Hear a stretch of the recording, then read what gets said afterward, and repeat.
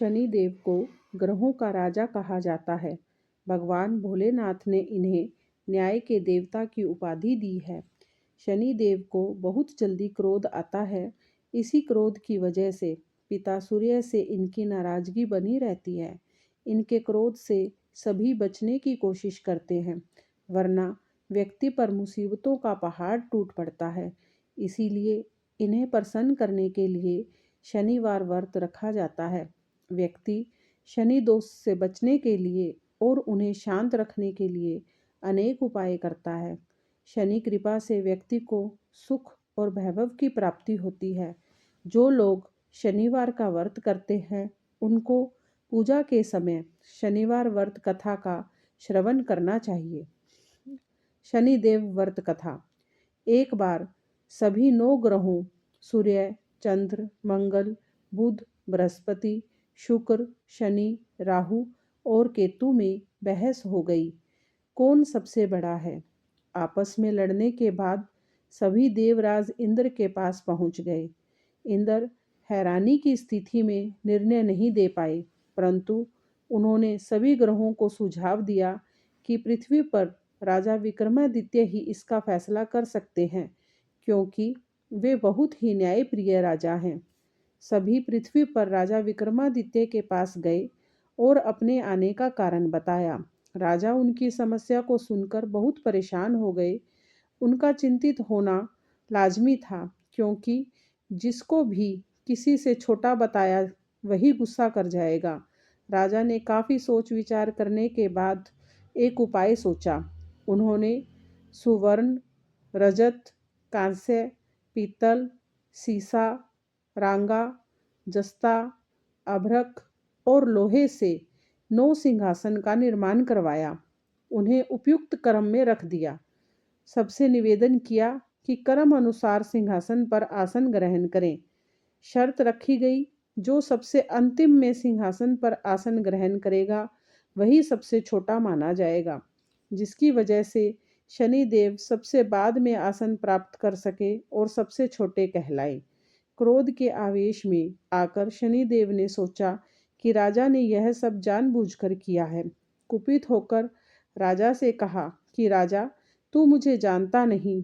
सूर्य एक राशि में 1 महीना, चंद्रमा 2.25 महीने 2 दिन, मंगल 1.5 महीना, बृहस्पति 13 महीने, बुध और शुक्र 1-1 महीने विचरण करते हैं, लेकिन मैं 2.5 से 7.5 साल तक रहता हूँ।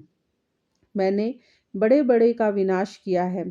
श्री राम की 7.5 आने पर उन्हें जंगल जंगल भटकना पड़ा और रावण की आने पर लंका को बंदरों की सेना से परास्त होना पड़ा।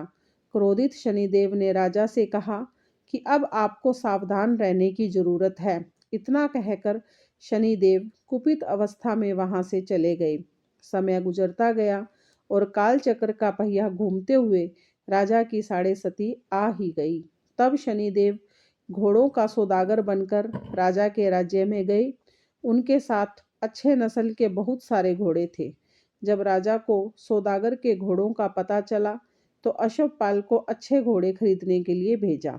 अश्वपाल ने कई अच्छे घोड़े खरीदे। इसके अलावा सौदागर ने उपहार स्वरूप एक सर्वोत्तम नस्ल के घोड़े को राजा की सवारी हेतु दिया। राजा विक्रमादित्य जैसे ही उस घोड़े पर बैठे, वह सरपट वन की ओर भागने लगा। जंगल के अंदर पहुंचकर वह गायब हो गया। भूख प्यास की स्थिति में राजा जंगल में भटकते रहे। अचानक उन्हें एक ग्वाला दिखाई दिया, जिसने राजा की प्यास बुझाई। राजा ने प्रसन्नता में उसे अपनी एक अंगूठी देकर नगर की तरफ चलने के लिए कहा। वहां एक सेठ की दुकान पर पहुंचकर उन्होंने जल पिया और अपना नाम विका बताया।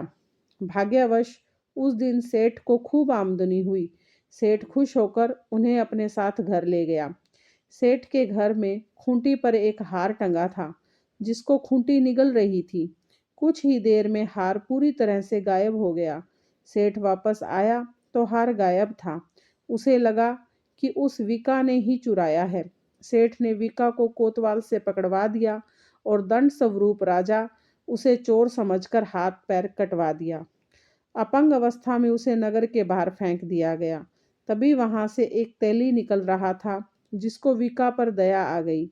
उसने विका को अपनी गाड़ी में बिठा लिया। विका अपनी जीभ से बैलों को हाँकने लगा। कुछ समय पश्चात राजा की शनि दशा समाप्त हो गई। वर्षा काल आने पर विका मल्हार गाने लगा। एक नगर की राजकुमारी मन भावनी ने मल्हार सुनकर मन ही मन प्रण कर लिया कि जो भी इस राग को गा रहा है वह उसी से विवाह करेगी। उसने अपनी दासियों को खोजने के लिए भेजा, परंतु वापस आकर उन सभी ने बताया कि वह एक अपंग आदमी है। राजकुमारी यह जानकारी भी नहीं मानी और अगले दिन वह अनशन पर बैठ गई। जब लाख समझाने पर भी राजकुमारी नहीं मानी, तब राजा ने उस तेली को बुलावा भेजा और विका से विवाह की तैयारी करने के लिए कहा। विका से राजकुमारी का विवाह हो गया। एक दिन विका के स्वप्न में शनिदेव ने आकर कहा कि देखा राजन, तुमने मुझे छोटा बताकर कितना दुख झेला है। राजा ने क्षमा मांगते हुए हाथ जोड़कर कहा, हे शनिदेव, जैसा दुख मुझे दिया किसी और को ऐसा दुख मत देना। शनिदेव इस विनती को मान गए और कहा कि मेरे व्रत और कथा से तुम्हारे सारे कष्ट दूर हो जाएंगे। जो भी नित्य मेरा ध्यान करेगा और चींटियों को आटा डालेगा, उसकी सारी मनोकामना पूर्ण हो जाएंगी। शनिदेव ने राजा के हाथ पैर भी वापस दे दिए। दूसरे दिन जब सुबह राजकुमारी की आंख खुली तो वह हैरान हो गई। विका ने मन भावनी को बताया कि वह उज्जैन का राजा विक्रमादित्य है। मन भावनी खुशी से फूली नहीं समा रही थी। राजा और नगरवासी सभी बहुत प्रसन्न हुए। सेठ ने जब यह सुना तो वह पैरों पर गिरकर क्षमा मांगने लगा। राजा ने कहा कि यह सब शनिदेव के प्रकोप का प्रभाव था, इसमें किसी का कोई दोष नहीं है। सेठ ने निवेदन करते हुए कहा कि मुझे शांति तभी मिलेगी जब आप मेरे घर चलकर भोजन करेंगे।